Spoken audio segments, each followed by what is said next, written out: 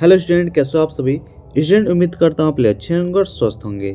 Student, आज के video में हम बात करने जा रहे हैं, अगर डी फार्मा एग्जिट एग्ज़ाम यानी कि डीपीई में अगर कोई छात्र छात्राएं फेल हो जाते हैं तो भैया उसके बाद क्या विकल्प हो सकते हैं आप सभी के लिए प्रॉपर डिटेल में इस वीडियो में हम बात करने वाले हैं। क्योंकि स्टूडेंट, आप सभी को पता है कि 2022-24 वाले जो बैच के स्टूडेंट थे उन सभी के लिए 1 साल के लिए रजिस्ट्रेशन के लिए पीसीआई ने बोल रखा है, लेकिन उसके बाद डी फार्मा एग्जिट एग्जाम आप सभी को देना ही देना है।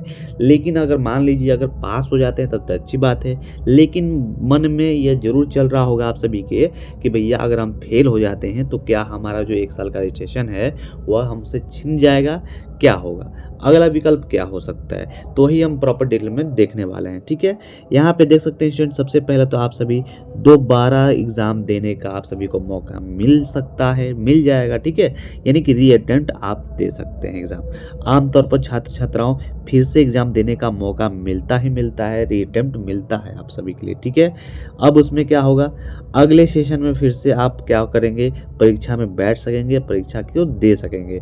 छात्र अगले निर्धारित एग्जाम में बैठ सकते हैं और पास होने के बाद डी फार्मा की डिग्री ही वैलिड मानी जाएगी। यहाँ पर सीधे सीधे आप सभी को पता होना चाहिए कि भैया एग्जिट एग्ज़ाम अगर आप पास कर लेंगे तभी आपका डी फार्मा की जो डिग्री होगी वो वैलिड होगी, अन्यथा आप एग्जिट एग्ज़ाम के बिना डी फार्मा की जो डिग्री है एक पेपर के समान रह जाएगी आपकी। ठीक है स्टूडेंट, फिर आगे देखिए, यहाँ पे अटेम्प्ट की जो सीमा होती है वह पीसीआई कितनी रखी है यह इधर समझ लीजिए। अभी तक जो फार्मेसी काउंसिल ऑफ इंडिया ने री अटेम्प्ट की अधिकतम संख्या को स्पष्ट नहीं किया है, लेकिन संभावना यही है कि भैया 2 बार री अटेम्प्ट का मौका मिलेगा।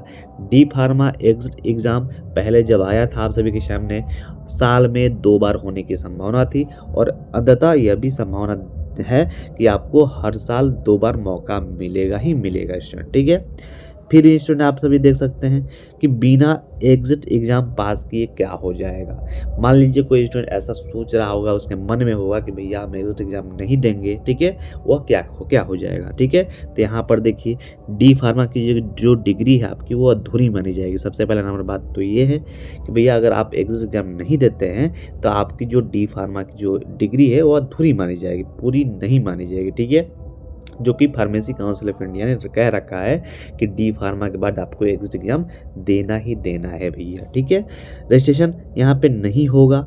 आप सभी को जानना होगा, जानना ही चाहिए कि जब आप रजिस्ट्रेशन 1 साल का करवा रहे हैं तो वहाँ पे आप सभी के लिए एफिडेविट भी लगवाया जा रहा है, जिसमें क्या कहा जा रहा है कि जब भी एग्जिट एग्जाम होगा आप सभी को अनिवार्य रूप से देना ही देना है। ठीक है, तो अगर आप सभी का एग्जिट एग्जाम नहीं देंगे तो रजिस्ट्रेशन क्या होगा, नहीं होगा। फेल होने पर आप फार्मासिस्ट के रूप में पीसीआई या स्टेट फार्मेसी काउंसिल में रजिस्ट्रेशन नहीं करा सकते हैं। ठीक है, अगर आप फेल हो जाते हैं तो रजिस्ट्रेशन नहीं करा सकते हैं स्टूडेंट, ध्यान रखिएगा।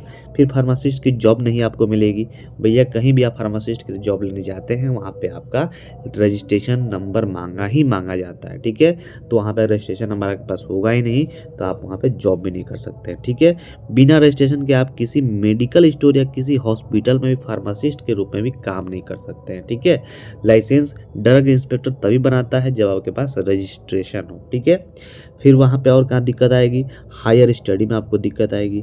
बी फार्मा में एडमिशन लेने के लिए कुछ यूनिवर्सिटियाँ एग्जिट एग्जाम पास के लिए शर्त रख रही हैं और आगे भी रखती ही रहेंगी कि भैया आपको डी फार्मा की जो डिप्लोमा की डिग्री है उसके साथ आपको एग्जिट एग्जाम भी पास होना अनिवार्य है, तभी आपको हम बी फार्मा में एडमिशन देंगे। ठीक है, ये भी आपका एक शर्त हो जाएगा।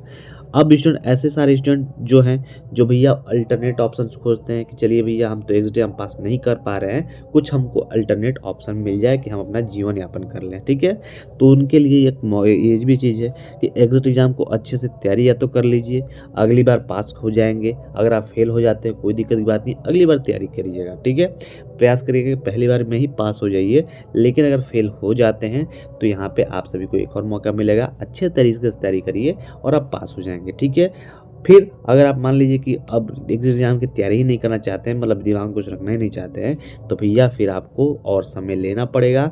बी फार्मा में आपको एडमिशन लेना होगा, ठीक है, और बिना एग्जिट एग्जाम वाले कॉलेज में लेना होगा कि भैया हम एग्जिट एग्जाम नहीं देंगे, नहीं चाहिए, उसमें हमारा बी फार्मा में एडमिशन ले लीजिए, क्योंकि अभी तक नियम नहीं आया है बी फार्मा एग्जिट एग्जाम के दूर को देने के लिए।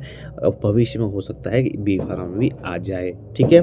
फिर क्या हो सकता है आपके सामने ऑप्शन, फार्मास्यूटिकल मार्केटिंग कर सकते हैं, मेडिकल एमआर बन सकते हैं, ठीक है, ड्रग स्टोर मैनेजमेंट कर सकते हैं, या फिर अपना कैरियर बनाने का प्रयास कर सकते हैं, ठीक है। लेकिन एज अ रजिस्टर्ड फार्मासिस्ट नहीं बन सकते हैं बिना एग्जिट एग्जाम के। तो भैया क्यों ना हम इतना सारे जो भी ये रास्ते हैं इसको छोड़कर एक यहाँ पे एग्जिट एग्जाम की जो अच्छी से तैयारी करने का एक रास्ता चुन लें, और भैया मतलब एक दिन में 1 घंटे या आधा घंटा आप इस चैनल से जुड़े रहिए। लाइव सेशन आपको मिलता है सुबह 9 बजे, आप आराम से उसको देख लीजिए।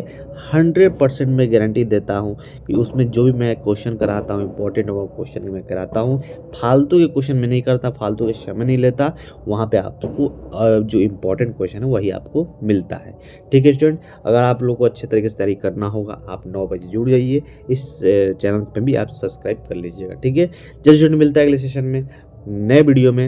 आप अपना ख्याल रखिएगा, तब तक के लिए जय हिंद जय भारत।